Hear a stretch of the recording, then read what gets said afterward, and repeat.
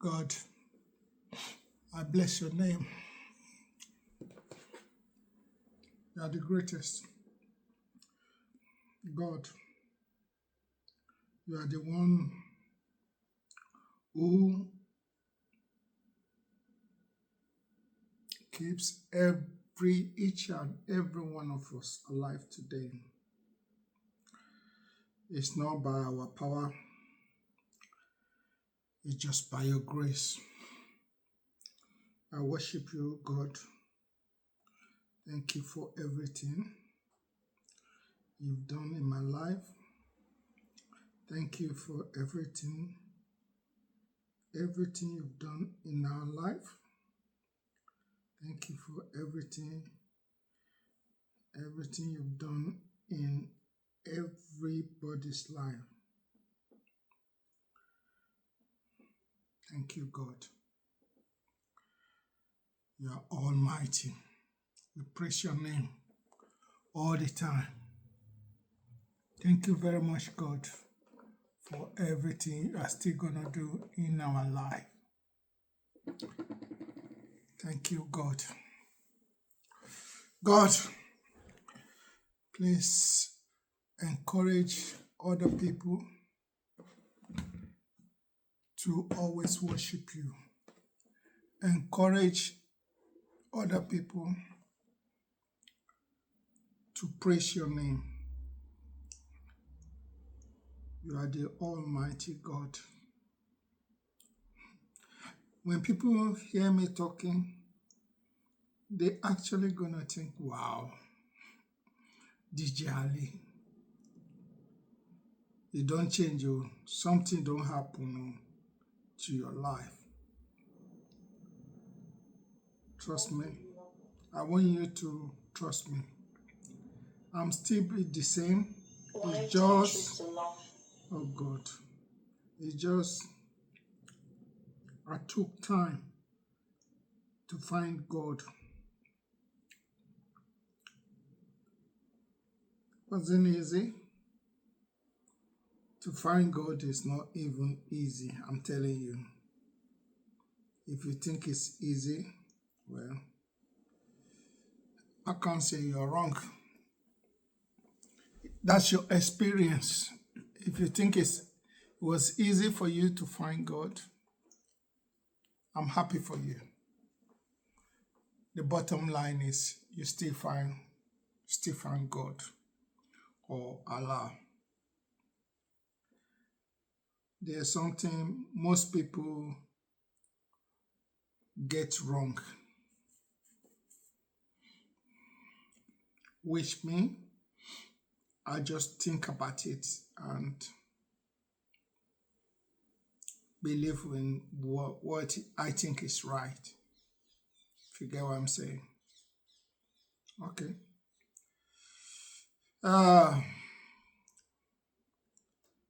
This one go shoku. Go shoku. Well. Happy day. Happy Sunday to you, brothers and sisters, wherever you are or wherever you're watching me from.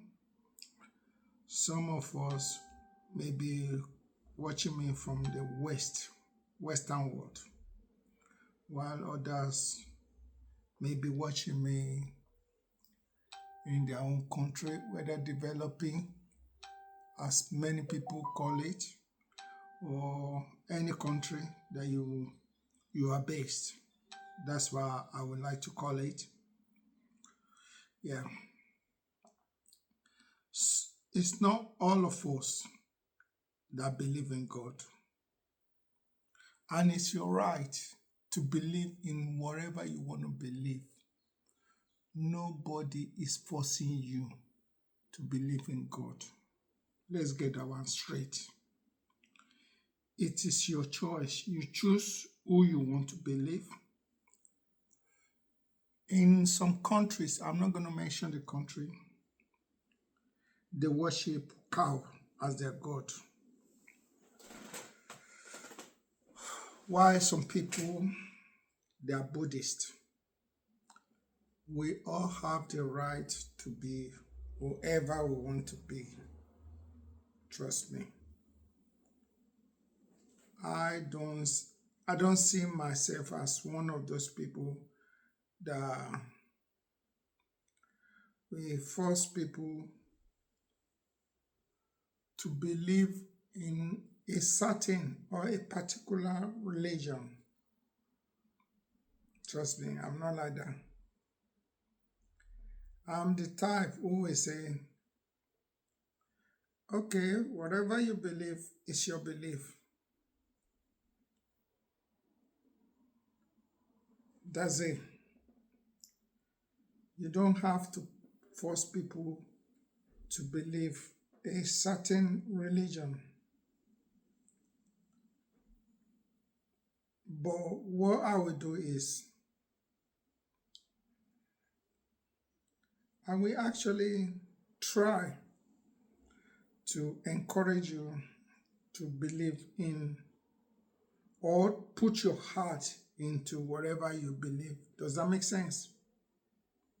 If it doesn't, please tell me. I'm having a problem with this phone. It's not connecting. So I'm gonna give up. At my age, I can't let anything stress me out. Trust me. Anything or anybody that tries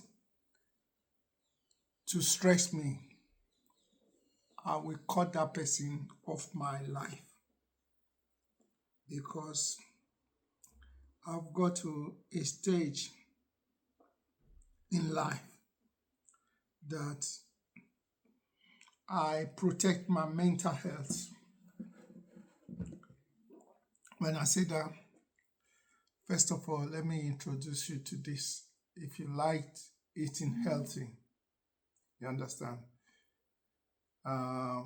Tonic water, raspberry, is it raspberry or blueberry? One of the two, with pineapple and garlic.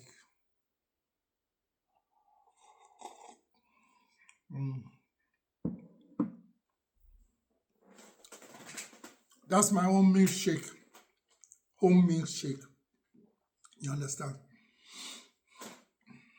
If you are over 40, or even if you're over 30, get in the system of eating healthy. It's very good. You won't regret it when you become older, like Papa, like me. What I want to do is, I want everybody to start guessing my age based on the way you see me, the way I look. How old do you think I am today? Come on, come on, come on, come on, come on, come on, come on, come on. I feel like doing competition. If you get it right, I give you 10,000 naira if you're Nigerian.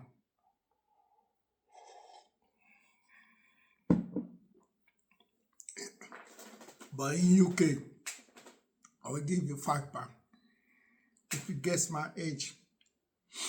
Come on, keep guessing, keep guessing. I'm gonna keep asking people to guess my age. Please guess my age.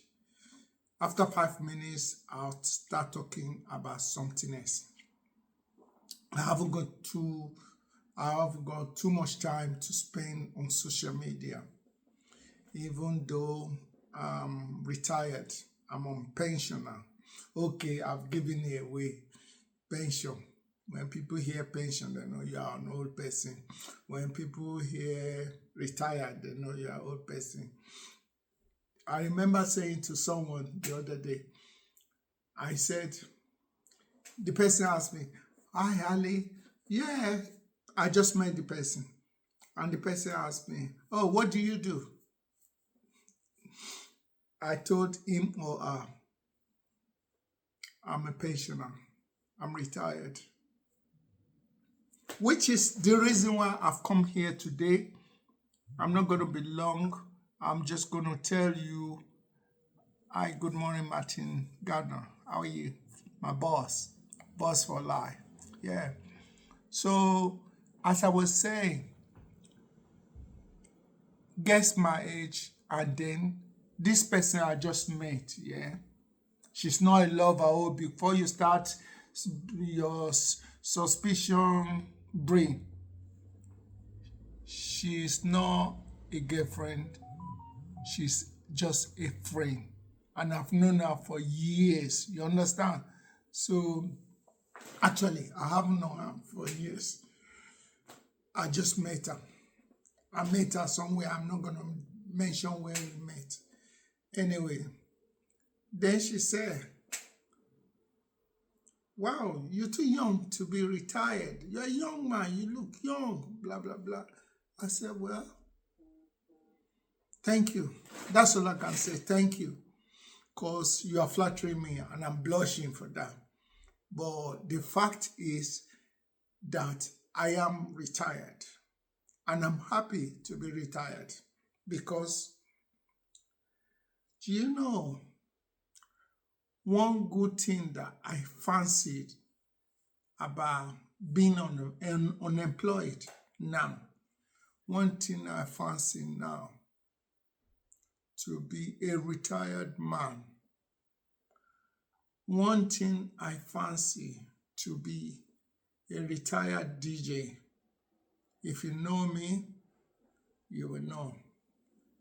I've been a DJ for a long time, even before I start driving the bus in 1994. I've been a DJ. So one thing I like about being a journalist was just 1997 that I went to study journalism. And when I finished, then I started broadcasting. What did I say? Did I say broadcasting? I started working as a journalist. I interview celebrities, politicians, name it, many people in America, in UK, in Nigeria, even some British who were Caribbeans. I've interviewed them, but that was it.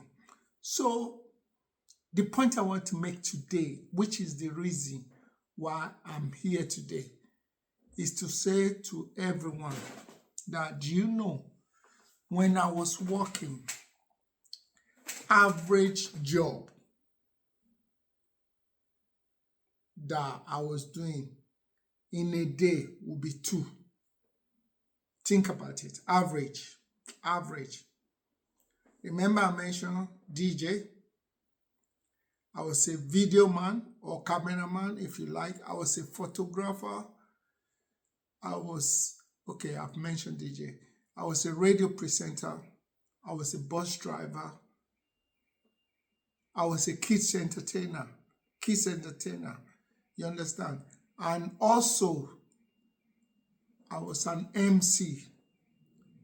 I know people are going to be laughing like, with this your voice, how could you MC in the club or at events? I do it with this voice. But average that I was doing per day, obviously we're not supposed to do it. Say for example, you go to DJ and then after DJing, you go back to driving the bus, or after driving the bus, you go to DJ. We are not supposed to do it, but I did it. I wasn't the only one. We were many. But the only thing is, I will never go and DJ and book myself off at work. You understand? Whenever I book my event, I book in advance and I book it according to my DJ rota. You understand what I mean? I don't think you do.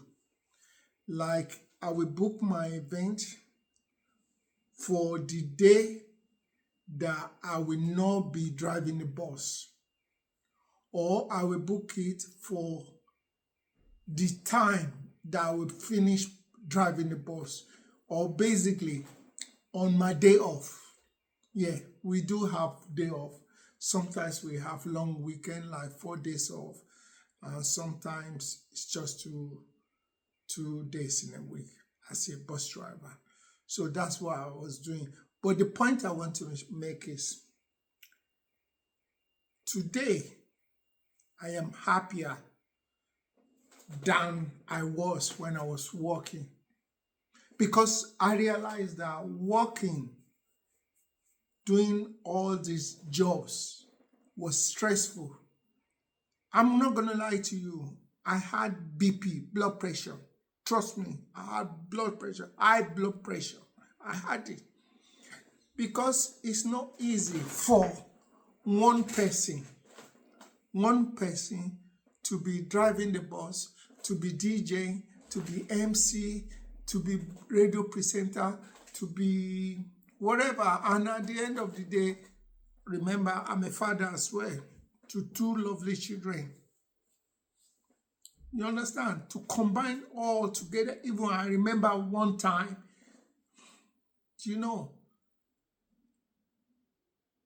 one of my children said to me, "Dad, we are so happy, we can see you at home. You are relaxed. But before, I was never at home. Trust me. The only time I come home is to sleep or to bring my equipment in and then change to go and do another job." That's what I was doing. So my children, one thing they will tell you about me is when I come in, I kiss them, I kiss their forehead. And when I'm going out, I kiss their forehead. And that's the time that they realize that, oh, daddy is in or daddy is out. Trust me, if I wasn't doing that, they wouldn't even know because they don't see me. You understand? But thank God, some children, if they don't see their dad, remember something. A dad is the head of the family. Whoever said that, I think they are wrong. No. I said it wrongly. A dad is the head breadwinner of the family. We are more of the breadwinner. But deep down, a woman can actually control the house. I'm not going to go into that. I'm not going to explain it. You use your head and think about it. If you think you are the head of the family, no, you are not. You are the breadwinner. And a woman, she's the controller. She's the one that stays with the children, that raise the children up in their way. I can talk from my own background. You understand? My dad was a busy man as well. He was a reverend. I know many people will be surprised when I tell them my dad was a reverend. He was a reverend father. You understand? So his job as a dad was to come in and enforce rules and regulation, the standard that he wants you to grow up with. Does that make sense? Yeah. His job was to come in. If he sees you at home, you are not studying or you are playing around, you understand? He will flog your head. Trust me. He will beat you. He will smack you. He will correct you. He will tell you to do the right thing. He will tell you to pick up your book and read. And because I inherited that kind of regime from my dad, I used it on my children too. I drew a timetable for them. Time to play, time to study, time to watch television. Everything was timed. And thank God, they followed my rules. They didn't have to follow my rules because there are some parents, black or white, there are some parents that they will try to set rules and regulation, and the children will turn the other way around. They won't follow that rule. Some of them will go and be doing robbery. Some of them will be selling drugs. You understand? Some of them, they will become prostitutes. Yeah, I know some people that they are prostitutes, and I also know some children who are doing, should I use the word gangsterism? Gangsterism. Does that make sense? You know what I mean anyway. They went into gangster, whatever. Did you hear about one boy on television recently that got killed by the police? Even though I know the killing was not righteous, but the fact that the boy was into drugs, so the police was able to get away with it, he was acquitted from prosecution based on the history of the boy that was killed. I do not agree with that, but who knows? Whatever, I don't care. Anyway, so, like I said, do you know, there's a TV behind me, yeah? I bought this TV, I think I bought it like 3 years ago or 4 years ago. When I bought it, it's a 55 inches Samsung. When I bought it, it was in the park. I just kept it somewhere in the bedroom because we had 45 inches that we watch normally. But one time I just said, I think it was when I got my compensation for work, I just used the money to buy this television because over 900 pounds anyway, probably a little bit over 1,000 pounds, but not too much. I just bought it. I said, I want to make myself happy since I'm retiring from work now. I've got to make myself comfortable at home. I have to watch a new good television. Pastor Abayomi, good afternoon, sir. Pastor Abayomi, Pastor, I'm going to call you, please. I know it's been a long time, Pastor. This is a pastor in a church. He can actually, if he doesn't mind coming live, yeah, he's on Facebook, yeah. Mind you, I've got three cameras in front of me, but it's on Facebook here. He can actually testify to my beginning. I know he has a name that him and all my classmates, there's a name they called me when I was a schoolboy. You understand? So he can actually testify. We were good guys. You understand? Actually, do you know Rihanna? She came up with a song, Good Girl Gone Bad, or something like that. Good Girl Gone Bad. We were like that. We can be good, we can be bad, depending on level to bagbewa. You understand? If you come, you think you can enter us. Trust me and my boys, we no go gree you. Trust me, don't judge me by my shokoto pinto that I wear. You understand? And I have friends, you understand? Even if I can't fight, I have good friends who can actually defend me. Having good friends is very good. Even, I'm just going to jump into this story. When I came to the UK, I've been living here for more than 37 years now. When I came to the UK, I went to City of London Polytechnic to study flight operation because my intention was to come here and study piloting. I finished the first course, the first course was, I think it was economics and finance, economics. And I passed that, then went to the next course. The next course, like when I say economics and finance, it's not just economics, it's aviation economics and finance. So when I completed that, I went to the next level, which was flight operations. I completed that. I got good degree in that as well. Good certification in that.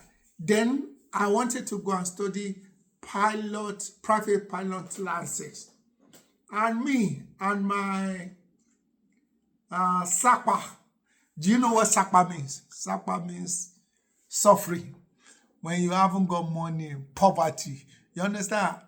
My mom, my lovely mom, she only gave me £200 to come to England. You understand?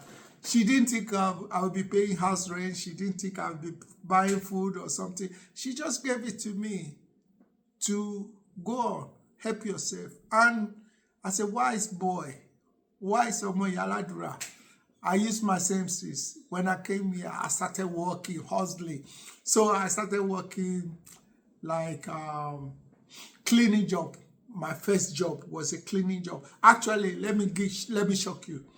When my elder brother has been here longer than me, so when I came here, 2 weeks after arriving in the UK, he's told me he's got me a job. So I'm going to start the following day. So this is me. I wore tie. I wore tie. I dressed nice. Because when I was in Nigeria, I used to work as a ticketing officer in Nigeria. So I used to wear tie. I used to dress like corporate. You understand?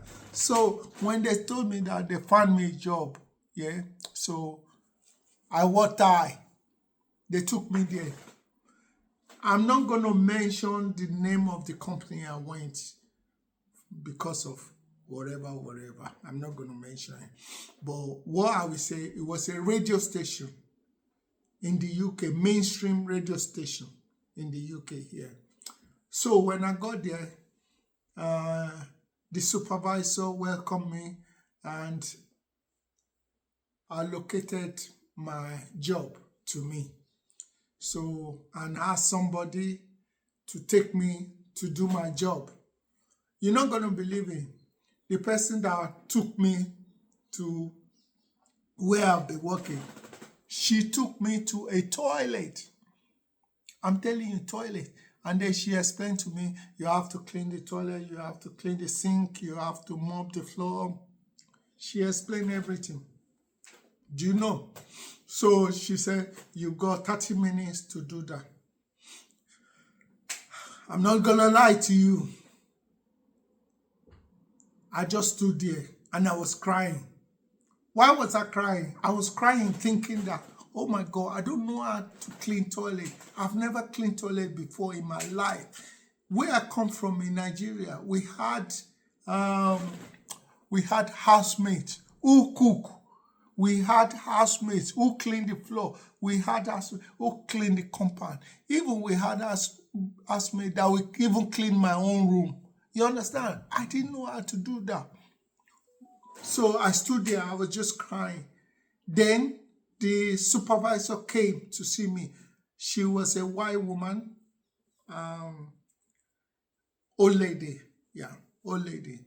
Or many people will call her cougar. Yeah. So she came in to the toilet just to inspect how well I was doing or if I clean it nicely so that she can take me on to continue, or she had intention to sack me or take me on if I don't do the job properly. Anyway, when she came, she saw me crying. She said, what's going on? Are you all right? You haven't done your work. And I just told her, oh, sorry, I'm missing home, Nigeria. Then she told me, you are not here to miss home. You are here to do the job. Come on, start doing the job. You haven't got, you have like probably 1.5 hours to finish your work and then you can go. So anyway, since she said that, and she was nice as well. So quickly, I did it. And that's how I got hooked to cleaning. After 6 months of working as a cleaner, I became a supervisor myself. I worked so hard. You understand? So she saw my potential and she promoted me, increased my wages. So I became a cleaner. And You're not going to believe it. There's somebody that can testify to this if it comes on. This guy, he was looking for a job as well. So I told him to come to where I was doing cleaning job, and he was employed. My job at this time as a supervisor, I don't clean anymore. I just supervise people all around. I can't remember how many people, maybe, if I can guess, maybe 100 or 150. I can't remember. It's been a long time. So sometimes when I go and check their jobs, if it's not done properly, I will tell them this is not done properly. And then I will, instead of asking them to do it again, I will do it myself. You understand? And they like that. Even there was a boy there, yeah? That boy is got a full-time job. He's British, he was born here, but Nigerian. I will do his job. Trust me, I will help him to do his job. Because he's young, isn't he? He's not used to cleaning. He was in the office. So he's just doing cleaning as part-time for whatever reason. You understand? So I will help him. And there was a time after that, when I left that job, I got unemployed again. You're not going to believe it. It was the same guy that actually invited me to a place of work, which is in the office. And I got the job as well. So the point I want to make is be nice to people all the time. Anyway, I want to talk about, when we talk about bullying, do not think that you are the only one who got bullied. I was bullied here when I was in college. South Thames College. I went to South Thames College. I went to study accounting at that time. You know, accounting. I don't even know why I changed my mind or changed my career from wanting to be a pilot to accounting. And me, I didn't even know maths. I failed maths, so my WAEC, I failed maths because I don't like maths. But coming here, I just thought, okay, let me change my life. Maybe if I didn't know it in Nigeria, I can get to know it in the UK. So in the UK, when I was in this college, you know, I was with boys who were born here, they're British. Me, first thing, from my accent, if you think I talk nicely now, trust me, I wasn't talking like this in 1986, 87, 88, 89. I was talking with a strong accent. Even though I'm still talking with a strong accent now, I'm not saying I'm talking like British, or don't misquote me. You understand? But the way I was speaking at that time was stronger, sharper than this. So, but when I was in college, I've always been a friendly person. You understand? I talk to everybody from all races. I talk to them. I don't care where you come from. I just want to be your friend.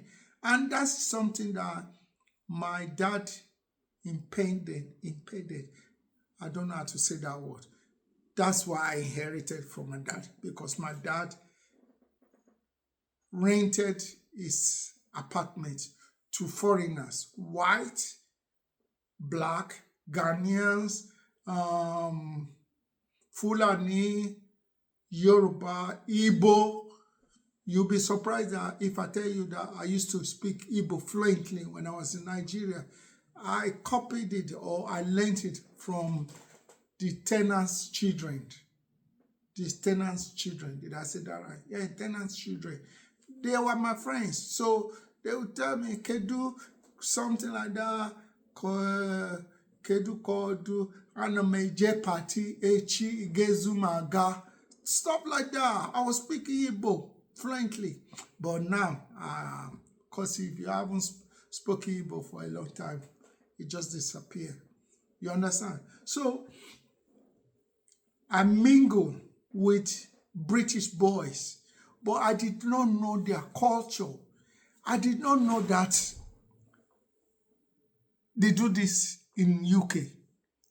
That if you are in school and you have friends, let me just quickly greet people on Instagram. Shola Janusi, thank you very much. Good afternoon. Happy Sunday. Black Gig. Is there something like Ashake Zomo and Lord something like that. Anyway, thank you very much. So I'm going to round off very shortly. So when I was in college, these boys that pretend or supposed to be my friends, they were asking me to give them money every day, give them lunch money so that they can. The way they said it, I didn't see it as protecting me. They said it with their British accent in some funny way anyway. They just say, you are our friend now, blah, blah, blah. So give us lunch money for, I can't remember how they phrased it. But basically what they're saying is, give us money like a protection money so that I won't be bullied. Not knowing that they were the one who are actually bullying me. You understand? Then one day in class, there was a girl in my class and she noticed that they were bothering me, asking me for money. You understand? That day I have given them the money before we went to class. So they were bothering me. And the guy was saying, what's going on, man? Leave Ali alone. Come on, leave Ali alone, man. What's going on? Why are you bothering him? Blah, blah, blah, blah, blah.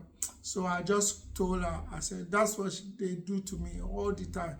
They always take money from me. They said they for lunch pack, for their lunch pack.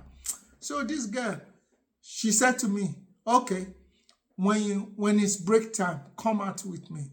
I will go and settle this. And she went there. She settled this. She said to me, when we got there, she said, listen, Ali has been complaining about you, that you're taking money from him every day. So now this is what you're going to do. Ali is going to fight you one by one. If he wins, the money stops. You understand? So he will stop giving you money. If you, anyway, something like that, anyway. So I had a fight with one of my boys, my friends in school. So I fought him and I beat him. Do you understand? This is when I realized that, okay, these people, they were just bluffing. They can't really fight. They haven't got power. If they are not using weapons, they can't fight. I beat the hell out of this guy. And that was when this bullying stopped. Now they became my proper friend, like bona fide, proper friend. They no longer collect money from me. So that's how I'm going to stop. Yeah? Learn from that. When you are having children in the West, don't forget to remind your children about what goes on in primary and secondary school in the UK, especially if your child is from Africa, Caribbean. Teach them, you understand, to put their foot down, you understand, to defend themselves. Don't be a slave to anybody. You understand? Most countries around the world, they've got their independence. So why can't you get your independence from another human being who is not even a nation? You understand? You will find out that your race will bully you. Other race will bully you. Fight for your right. I'm not advising you to use knife or any weapon. It's just word of mouth. And think about how you can sort situation out without using violence. Okay? Thank you, everybody. Okay, my friend is going to come in now. Sorry, I'm just saying it. Everybody, please pay attention. This is my girlfriend and his pastor, Pastor Yomi. He's going to come on now. I'm so glad to speak to him. It's a pleasure.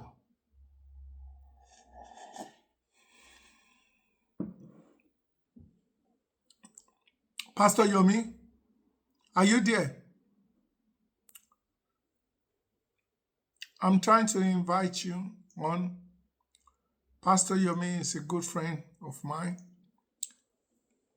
He's a pastor and he's a friend of mine as well. Childhood friend. He's older than me. He's a senior man compared to me. So, wow. I don't know why I can't.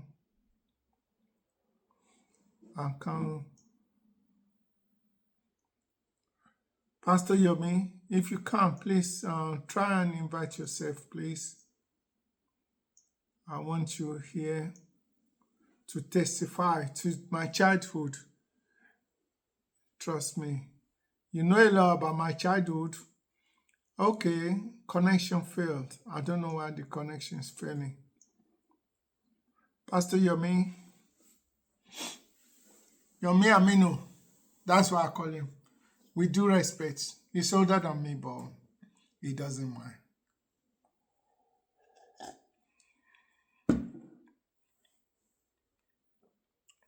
You can have friends who are older and younger than you. You understand? It's just how you relate with each other. Because older friends, you can learn about experience from them. Trust me. And younger friend too. There's a saying in Yoruba, ọmọdé gbọ́n, àgbà gbọ́n, la fi dá Ilé Ifẹ̀. I can't interpret that to English. Into English, I can't interpret that. But if you're Yoruba, ask somebody else. Ọmọdé gbọ́n, àgbà gbọ́n, la fi dá Ilé Ifẹ̀. Meaning, I think if I'm trying to do it, I might not do it properly, but okay, connection is failing. I don't know why connection is failing. Pastor Yomi, check your Wi-Fi. I'm inviting you, but you're not coming through. I don't know. Please, Pastor Yomi, please come on. Accept.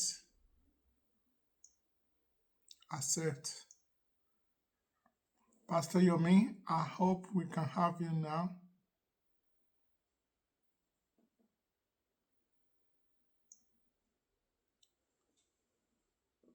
Yomi Kamaru, I'm still inviting you. I'm not going to go until I hear your voice, Baba. I salute you. And Pastor Yomi has got a church in Nigeria, Lagos State. So, and I think there's going to be, their event is coming up very, very shortly. Maybe December or maybe next year or something. And I will be in Nigeria anyway. I will be in Nigeria and I will be in Ghana. I'm going to meet a good friend of mine, Lord Mensa. Lord Mensa was a colleague in the bus industry. Lord Mensa is from Ghana, but he's a Ghanaian that loves everybody from wherever part of the world you come from. And I'm that type of person too. You understand? That's why I'm going to Ghana to meet him, and then we just talk, because it's been a long time since I've seen him, and I've resigned from the bus driving, and I believe he has resigned too, just like for old time's sake. We just link up and talk with one another, get to know him again more, or get to meet him and his family. Anyway, we are having connection problems, so Pastor Yomi won't be able to come live. Next time I will call him and then we can talk to everyone. All right? Thank you very much. Thank you everybody for joining me on Facebook, on YouTube, and on Instagram. I appreciate that. Have a nice Sunday. Happy day. Bye-bye. So I'm going to be turning it off individually. Facebook is up now. Individually, finally is what's it called? What's this one called? YouTube.